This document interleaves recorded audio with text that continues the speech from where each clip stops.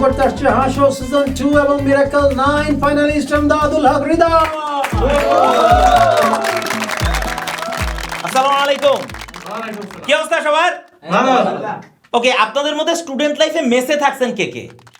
Chair যদি আপনার student লাইফে মেসে থেকে থাকেন। ওকে, সো আমিও স্টুডেন্ট লাইফে অল্প কিছুদিন মেসে থাকার সুযোগ পাইছি। সময় ছিল খুব কম, কিন্তু অভিজ্ঞতা ছিল বেশি। কারণ আমরা প্রত্যেকেই জানি মেস লাইফের প্রত্যেকটা সেকেন্ড হচ্ছে এক একটা অভিজ্ঞতার সময়, তাই তো? আমার রুমমেট ছিল, এহালা ঘুমের মধ্যে কথা কয়। শুধু কথা কয় না, সে ঘুমের মধ্যে কথা কইতে কইতে পুরা পৃথিবী উদ্ধার করে ফেলায়। এটা করে ফেলবো, ওইটা করে ফেলবো, এই করব সেই করব।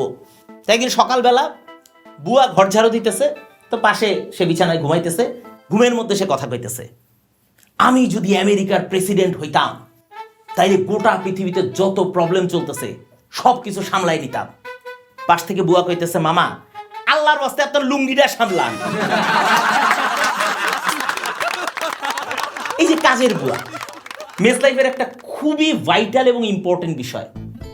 আপনি মেসে বুয়া নেওয়ার সময় সে আপনারা যে পরিমাণ শর্ত দিবে, ওই পরিমাণ শর্ত বিবাহের কাবিননামার মধ্যেও থাকে না। ঠিকই আছে ভাই, একটা লোকের বউ চলে গেলেও সে সেই পরিমাণ কষ্ট পায় না যেই পরিমাণ কষ্ট পায় মেসের পোলা পায় বুয়া চলে গেলে।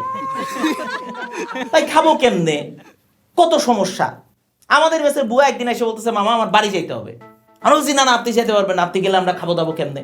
সে বলছে, অসুবিধা নাই, আমি বদলি বুয়া দিয়ে যাবো। বদলি বুয়া তো বোঝেন যে তার বদলে অন্য বুয়া দিয়ে যাবে।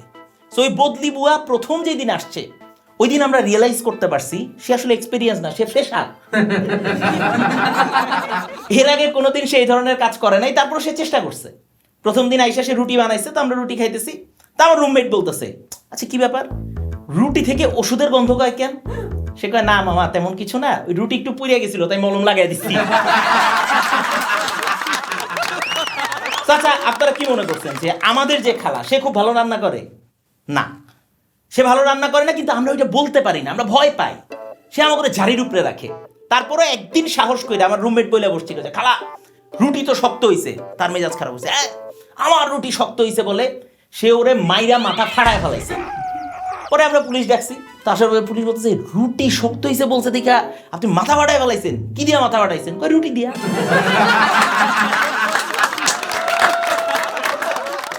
ওকে, সো আমার এক বন্ধু ছিল, সে আমার একই মেসে থাকতো, সে আমার ইউনিভার্সিটির আমার ডিপার্টমেন্টের। প্রথম যেদিন সে মেসে উঠছে, সে আমার বলছে, বন্ধু আমরা একই ইউনিভার্সিটির একই ডিপার্টমেন্টের একই মেসের, তোর যা লাগবে আমারে বলবি, আমি প্রয়োজনে তোর জন্য কলিজা ছিঁড়া তোরে দিয়ে দিব। সো একদিন আমার অ্যাসাইনমেন্ট করা লাগবে, পরের দিন জমা দিতে হবে। আমি তারে বলছি, বন্ধু তোমার অ্যাসাইনমেন্টটা দাও, আমি একটু কপি করবো। সে বলে, না অ্যাসাইনমেন্ট তো দেওয়া যাবে না।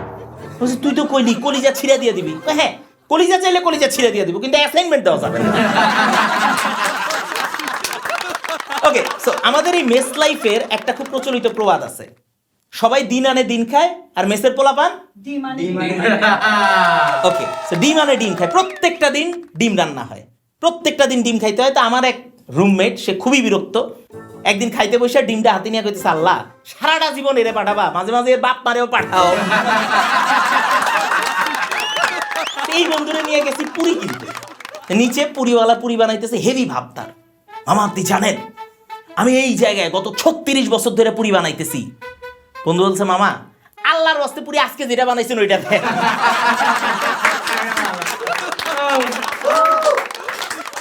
ওকে, আরেক বন্ধু আছে, সে সমানে ইংরেজিতে কথা বলে, হয় না খুব একটা, কিন্তু সে ইংরেজিতে কথা বলে। পারুক আর না পারুক, বাপায় নাম রাখছে ফারুক। ওকে, এই বন্ধুর নাম ফারুক। তো আমি একদিন ওই নিচে আমাদের লন্ড্রি ছিল, স্ট্রিট দোকান, তো স্ট্রিট দোকানে ওই শার্ট ইস্ত্রি করতে দিতে যাবো, তো নিচে গেছি। তো যাই দেখি স্ত্রীর দোকানের পাশে দাঁড়ায় ফারুক চা খাইতেছে।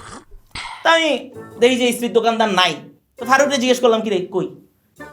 আয়রন ম্যান ভাত খাইতে গেছে। একটা গবেষণায় দেখা গেছে আমাদের এই দেশে প্রতি বছর 3 লাখ থেকে 5 লাখ মানুষ ঢাকার বাইরে থেকে ঢাকায় আসে পড়াশোনা কিংবা ক্যারিয়ারের জন্য। এদের মধ্যে বেশিরভাগ মানুষ মেসবাড়িতে থাকে প্রতিটা দিন। তারা থাকা নিয়ে খাওয়া নিয়ে হাজারটা কষ্ট করে, স্ট্রাগল করে, কিন্তু তারপর সব কিছু মুখ বুজে সহ্য করে। দিন শেষে চিন্তা করে যে স্বপ্ন নিয়ে এই শহরে আসছি, এই স্বপ্নগুলো পূরণ হয়ে গেলে এই সমস্ত কষ্ট একদিন শেষ হয়ে যাবে। ভালো থাকুক এই শহরে মেসবাড়িতে থাকা প্রত্যেকটা মানুষ, পূর্ণ হোক তাদের অন্তরে থাকা প্রত্যেকটা স্বপ্ন। Thank you.